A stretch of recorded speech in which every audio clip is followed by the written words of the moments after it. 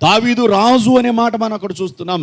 రాజు అయి ఉండి కూడా, దేశాన్ని పరిపాలించే ఉన్నతమైన స్థాయిలో ఉండి కూడా దేవుని సన్నిధిని, దేవుని మందిరాన్ని ఏమాత్రం కూడా నిర్లక్ష్యము చేయని వాడిగా కనబడుతూ ఉన్నాడు.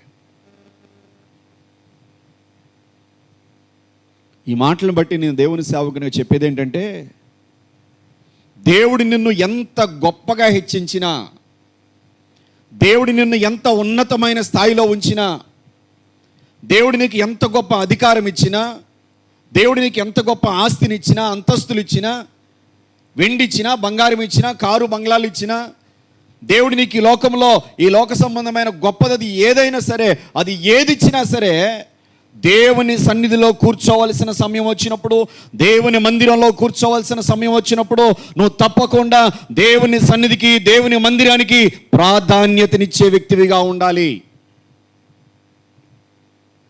దావీదు ఒక రాజై ఉండి కూడా, ఒక గొప్ప స్థానంలో ఉండి కూడా ఆయన ఎక్కడ కూర్చున్నాడు అని అంటే, మనం చదివిన 18వ వచనంలో మరలా మాట చదువుకుంటే, దావీదు రాజు లోపల ప్రవేశించి యెహోవా సన్నిధిని కూర్చొని అనే మాట రాయబడింది అక్కడ. రాజా దాసుడా? మీరే చెప్పారుగా, గొప్ప స్థితేనా? గొప్ప స్థితిని చూసుకొని దేవుని మందిరాన్ని నిర్లక్ష్యం చేశాడా? దేవుని సన్నిధిలో కూర్చోవడం మానేశాడా? ఎందుకనంటే ఆ గొప్ప స్థితి దేవుని వలనే తనకు కలిగిందండి. హల్లెలూయా! ఆ గొప్ప స్థితి ఇచ్చింది దేవుడే.